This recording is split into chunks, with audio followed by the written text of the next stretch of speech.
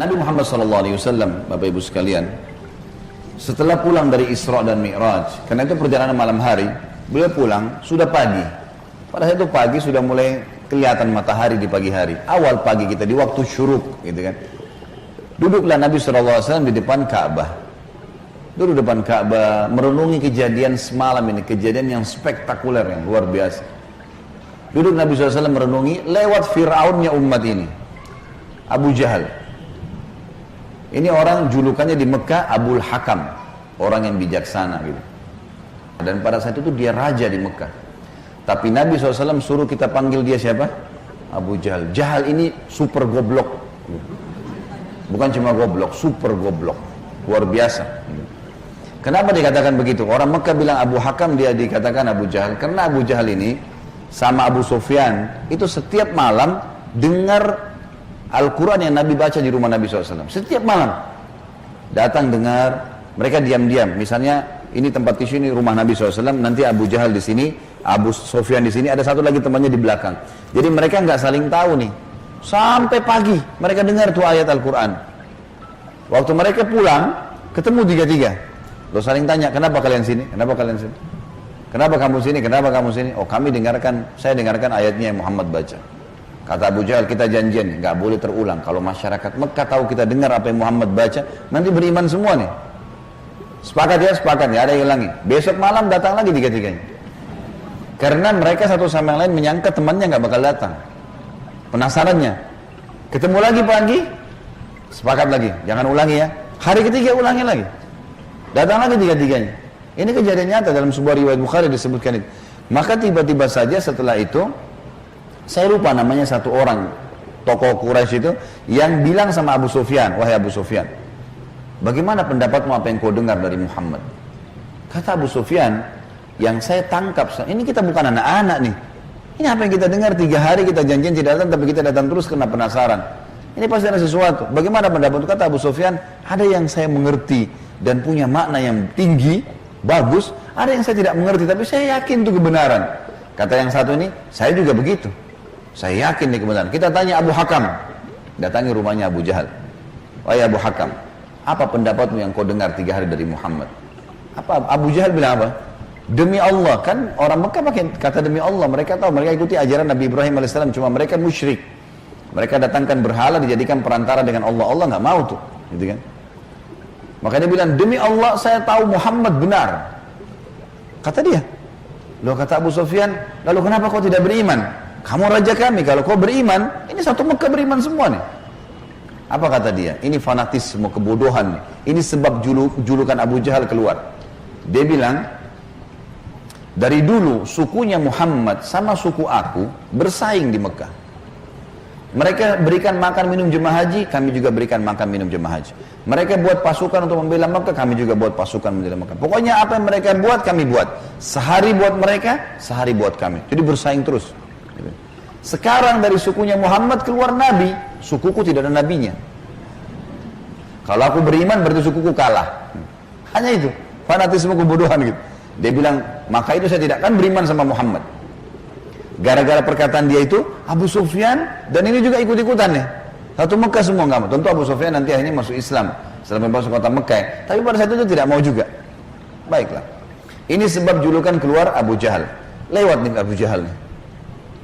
Lalu dia lihat Nabi SAW lagi merenungi, kayak ada sesuatu lagi difikirin. Dia bilang, wahai Muhammad, kalau bahasa kita ginilah, bahasa sederhana riwayat itu, kenapa kau melongo-longo seperti ini? Kok kamu kayak orang bingung, ada apa? Nabi SAW dengan polosnya ceritain, semalam, ini yang diceritain kepada Abu Jahal nih. Ini yang paling benci sama Islam. Kata Nabi SAW, semalam datang kepada saya malaikat bernama Jibril. Jibril datang membawa borak. Borak itu kuda bersayap. Ini kuda bersayap sampai hari kiamat tidak ada nih kalau di kehidupan kita. Zaman itu, sekarang saja orang tidak percaya kalau ada kuda bersayap gitu kan. Apalagi zaman kuda bersayap, terbang. Saya naik di atasnya terbang. Dimanapun matanya lihat sebuah tempat, kakinya sudah di sana. Lalu saya tiba di Palestina. Turun di Masjid Aqsa, saya sholat. Saya imami para nabi-nabi. Nabi-nabi ini 120.000 orang. Bagaimana bisa? Allahu a'lam. Nabi sampaikan, saya iman. Lalu kemudian saya naik di atas burak, saya mi'raj ke langit. Di langit pertama ketemu dengan Adam, langit kedua ketemu dengan Nabi yang bersaudara sepupu, Isa dan Yahya. Langit ketiga ketemu dengan Idris, langit keempat ketemu dengan Yusuf, langit kelima ketemu dengan Harun, keenam Musa, ketujuh Ibrahim alaihissalam. Tentu kisah Isra Mi'raj panjang ya, karena perjalanan antara Mekah ke Palestina itu selama perjalanan Nabi SAW diperlihatkan tentang jenis-jenis azab kubur.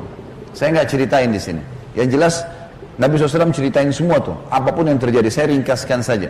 Kemudian waktu Mi'raj ke langit, Nabi SAW ketemu dengan Nabi-Nabi lalu ngobrol.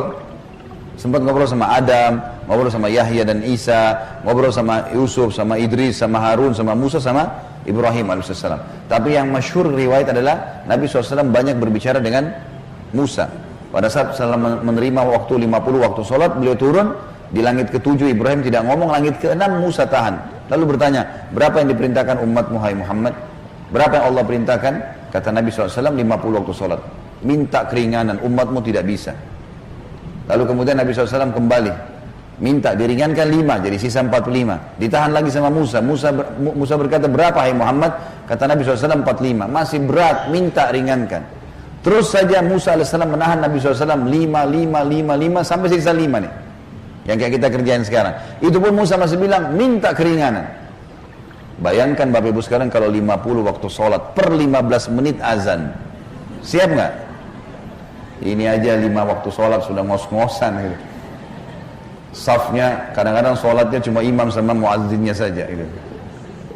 Yang jelas Nabi Musa AS seperti itulah kisahnya. Sampai sisa 5 lalu Nabi SAW mengatakan, saya sudah malu dengan Tuhanku. Bolak-balik terus gitu kan. Maka terdengar suara dari langit, Allah berfirman, hai Muhammad, dia 5 waktu sholat tapi pahalanya 50 waktu sholat. Karena setiap umat Muhammad SAW kalau berbuat satu kebaikan dilipat gandakan 10 kali lipat. Ringkas cerita adalah Nabi SAW mengatakan, saya balik ke Mekah, saya balik ke Palestina, lalu balik ke Mekah. Tentu kisah ini cuma pendek yang saya sampaikan. Kisahnya ini mungkin 10-20 kali lipat lebih panjang daripada ini, karena panjang lebar. Yang jelas Abu Jahal waktu dengar itu melongo, diam, langsung dia katakan waktu sudah selesai, hai Muhammad, kau menempuh perjalanan Mekah Palestina yang kami tempuh dengan kecepatan kuda terbaik kami sebulan, pulang juga sebulan, 2 bulan dalam 1 malam. Kata Nabi SAW dengan penuh keyakinan, iya. Abu Jahal dengan semangat mengatakan, hai Muhammad, kau mau ceritain tidak ke orang Mekah kalau saya kumpulin mereka? Kata Nabi SAW, iya. Nah emang mesti diceritain kan? Bagi Abu Jahal ini gila nih, nggak masuk di akal udah. Kuda terbang, bersayap, pergi ke Palestina perjalanan sebulan. Sama kalau kita sekarang di masjid ini ada yang bilang, tadi Bapak Ibu sekalian saya jam 8 pagi take off dari Jakarta ke Jeddah, sekarang sudah tiba lagi dari Jeddah. Percaya nggak kira-kira? 9 jam pergi, 9 jam pulang. Ada pesawat loh ya. Bagaimana zaman dulu? Sebulan pergi, sebulan pulang, 1 malam, bayangkan. Dan ini juga sebuah pelajaran Bapak Ibu sekalian, tidak gampang menjadi sahabat Nabi. Bapak Ibu harus bersyukur, saya sangat bersyukur kita lahir sekarang. Betul sahabat punya fadilah, tapi kalau kita hidup zaman dulu kita bisa seperti Abu Jahal. Susah jadi seperti Abu Bakar tuh, nggak gampang. Ada orang di kampung padang pasir buta huruf ngaku Nabi. Coba, beriman dah kira-kira?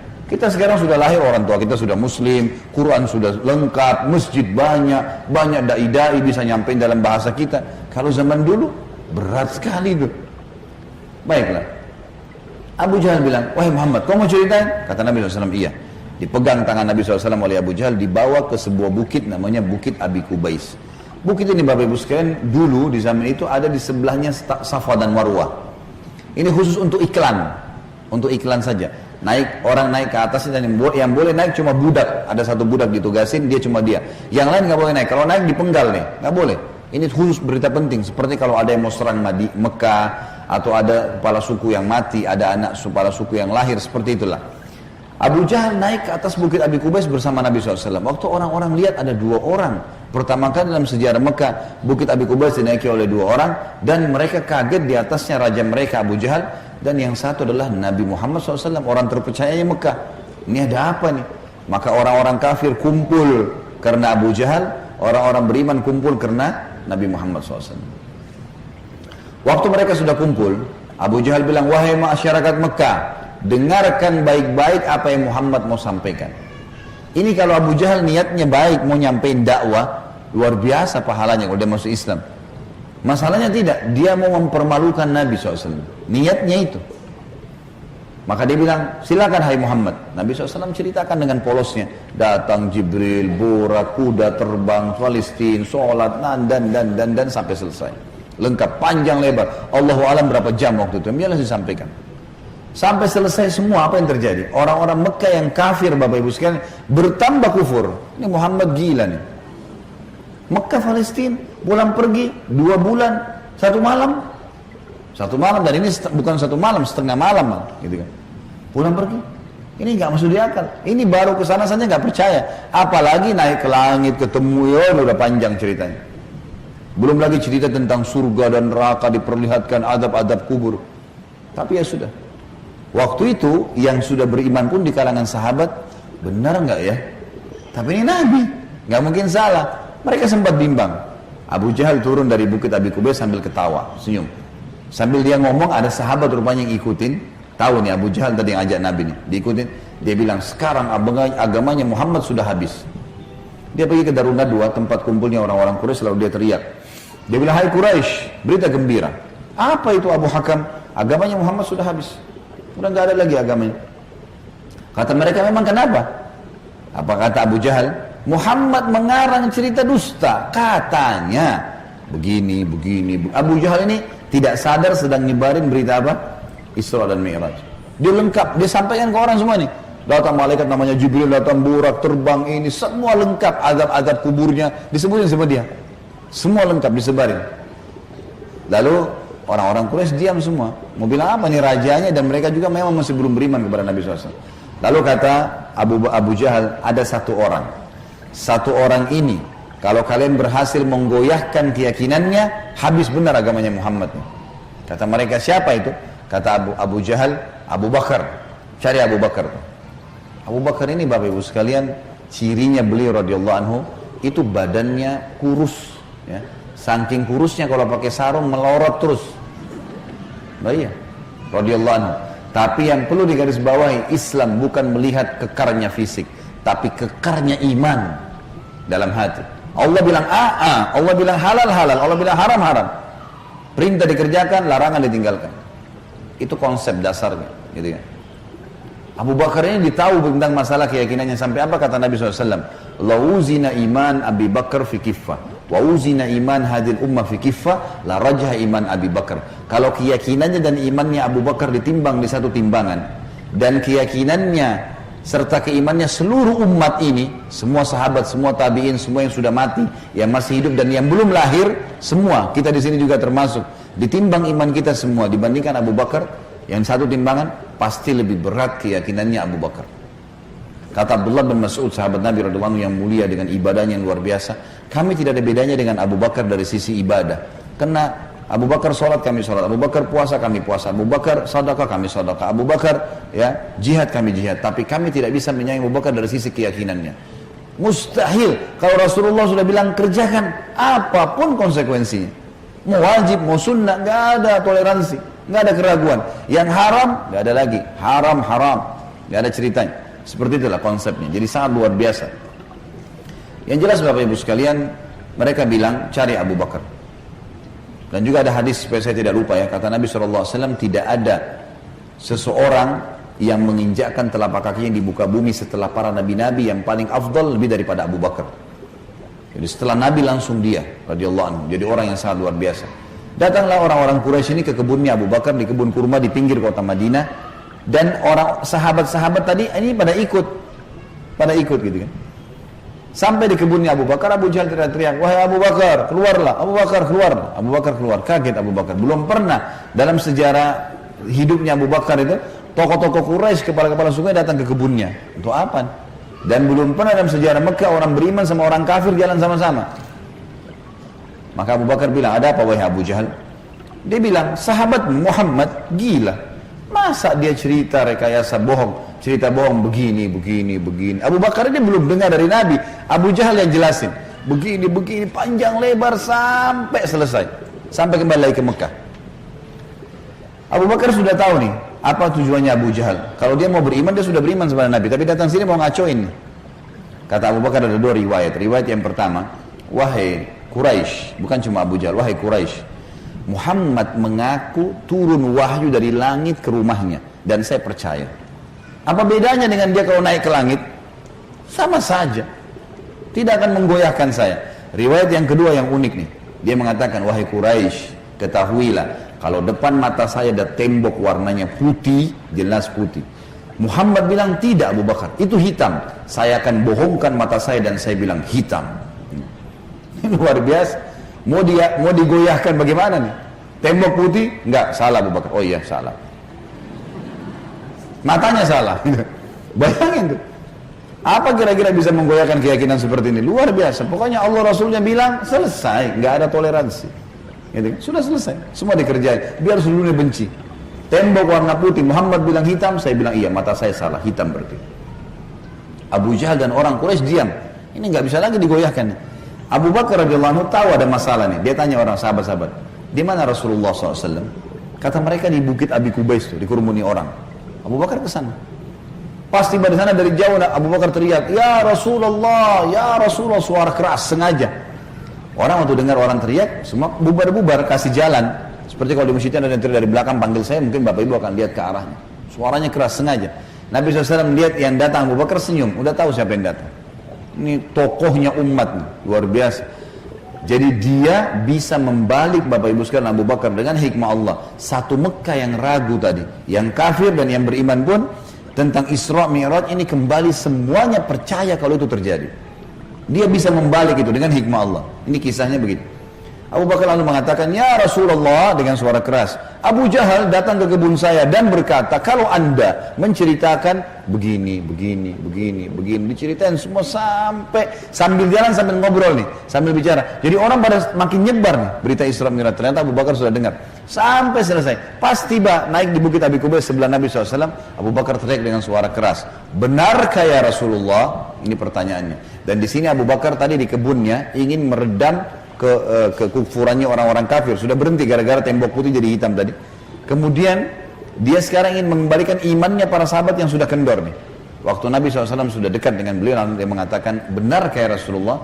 Kata Nabi SAW, benar wahai Abu Bakar. Abu Bakar teriak dengan suara keras, anda pasti benar. Kalimat anda pasti benar membuat sahabat semua, iya ya, ini Rasulullah, kok nggak mungkin salah. Kembali iman mereka lagi semuanya, gitu kan. Lalu Abu Bakar ingin membuat satu Mekah yakin Isra Mi'raj. Apa yang dia lakukan? Dia bilang, ya Rasulullah, saya mau minta satu hal, bisa? Kata Nabi SAW, silahkan Abu Bakar. Di sini di Mekah, satu Mekah, semua tahu anda belum pernah ke Palestina. Belum pernah ke Palestina. Dan di Mekah ini ada tokoh-tokoh Quraisy, bukan orang biasa, kepala-kepala sukunya, yang selalu bolak-balik Palestina. Yang Allah sebutkan, rihlatas syita'i was saif. Musim dingin dan musim panas, rekreasi mereka itu ke Palestina dan ke Yaman. Tiap hari mereka menghafal tuh Palestina, pintu gerbangnya, jalannya, pasarnya, semua dikenal. Masjid Aqsa mereka tahu semuanya, bahkan mereka tahu warnanya segala. Apakah anda bersedia ya Rasulullah kalau saya panggil mereka, anda menceritakan apa yang anda lihat di sana, pintu gerbangnya, jalannya, bentuk-bentuk rumahnya, apa saja? Kata Nabi SAW, tentu saja. Lalu Abu Bakar panggil orang-orang Quraisy, wahai tokoh-tokoh Quraisy, kumpullah, dipanggil semua, kumpullah. Datang Abu Jahal grup nih sama teman-temannya semua. Tiba di situ kata Abu Bakar, hai Quraisy, Muhammad akan menceritakan sesuatu pada kalian tentang Palestina. Kalian semua tahu Muhammad belum pernah ke Palestina. Kalian harus tahu kalau Muhammad menceritakan sesuatu tentang Palestina persis seperti apa yang kalian tahu. Warna pintu gerbangnya, jalannya, rumah-rumahnya, pasarnya, Masjid Aqsanya, harus sportif mengatakan Muhammad benar. Kalau ada satu saja yang Muhammad ceritakan tidak sesuai dengan apa yang kalian tahu, kalian punya hak mendustakannya. Setuju? Setuju. Muhammad gak pernah lihat, gitu kan? Kalau zaman sekarang, Bapak Ibu sekalian, saya mau ceritakan Bapak Ibu Masjid Aqsa, sekarang bisa. Tinggal pakai foto satelit, keramik yang pecah pun saya bisa ceritain. Ini keramiknya ada yang pecah, yang kesekian dari tiang sini, bisa dilihat. Imamnya lagi sholat, bisa kelihatan. Zaman dulu bagaimana? Harus lihat dengan mata kepala, nggak mungkin tidak. Kata Quraisy, baik kami setuju. Kata Abu Bakar, silakan ya Rasulullah. Dalam penutupan hadis Bukhari, kata Nabi SAW, Allah Azza wa Jal membukakan Palestina di depan mata saya. Seperti saya lagi lihat. Maka saya menceritakan mereka pintu gerbangnya, jalan-jalannya, pasar-pasarnya, semuanya. Bahkan saya bisa menghitungkan buat mereka tiangnya Masjid Aqsa. Gitu kan? Dan subhanallah, setiap kali Nabi SAW sebutkan tentang ciri Palestina dan Masjid Aqsa, orang-orang Quraisy dari tokoh-tokoh Quraisy mengatakan Muhammad benar, Muhammad benar, Muhammad benar. Terus, dan ini jumlahnya belasan orang nih. Tokoh-tokoh mereka mengatakan Muhammad benar, Muhammad benar. Pengakuan mereka sendiri. Ini nggak dusta, ini benar. Betul jalannya begini, betul rumahnya begini, betul pasarnya begini, betul Masjid Aqsa begini. Mereka akuin sendiri. Maka gara-gara kasus itu, satu Mekah jadi percaya Isra Mi'raj. Baik. Abu Bakar sudah selesai ini perannya. Sahabat sudah kembali imannya. Orang-orang kafir sudah tidak jadi lagi bisa membatalkan keimanannya Nabi SAW dan agamanya. Maka Nabi SAW ingin menutup Isra Mi'raj dengan kejadian yang luar biasa. Kata Nabi SAW, wahai Quraisy, ada satu bukti lagi. Kalau kalian yakin dengan bukti itu, kalian akan beriman pada saya. Kalau kalian tidak yakin, kalian tidak akan beriman selamanya. Kata mereka, apa itu hai Muhammad? Kata beliau, waktu saya sedang pulang dari Palestina ke Mekah, di atas burak tuh, kuda yang bersayap, saya melihat ada kafilah kalian. Kafilah ini 3 ekor unta ke atas, sedang jalan. Jumlahnya sekian belas unta, di atasnya ada fulan, orang-orang Quraisy, fulan, dan unta yang paling depan, unta berwarna putih, di lehernya ada kain warna merah. Di tengah-tengah lembah, mereka sempat kehilangan unta, dan saya lihat unta mereka. Lalu saya teriak, wahai Quraisy, unta kalian di lembah fulan. Karena Nabi kenal semua nih siapa yang ada di situ. Orang-orang Quraisy, tokoh-tokohnya. Ada lembah fulan, ambillah. Maka mereka mengikuti suara saya dan mereka menemukan unta mereka. Kafilah itu 2 hari lagi sampai di Mekah. Tanya pada mereka. Ini detail sekali nih. Kalau sekarang orang dari Bandung ke Jakarta, saya mau tahu mobilnya di mana, saya bisa ikutin. Sebentar deh. Ada kamera, ada satelit, canggih. Zaman dulu bagaimana caranya ceritain kecuali kalau lihat dengan mata kepala. Ini bukti real. Setelah 2 hari Bapak Ibu sekalian, satu kota Mekah, perempuannya, laki-lakinya, orang tua, anak-anak yang kafir, yang beriman, semua kumpul. Di pintu gerbang Mekah namanya pintu Bani Syaibah, suku Syaibah. Mereka kumpul semua, mereka nunggu nih, benar tidak di kafilan? Ditunggu itu sudah heboh satu Mekah nih. Subhanallah, menjelang waktu duhur, lewat betul tuh kafilah. Persis seperti yang Nabi ceritain. Jumlah untanya, nama orang-orangnya, unta paling depan warna putih, di lehernya ada kain merah. Karena penasaran, orang-orang Quraisy di Mekah ini bilang, hai Quraisy dari kafilah, kalian dari mana? Kata mereka, kami dari Palestina. Lalu bertanya lagi orang Mekah nih, apakah kalian sempat kehilangan unta di tengah jalan? Mereka bilang iya. Lalu apa yang kalian lakukan? Pertanyaan bertubi-tubi nih.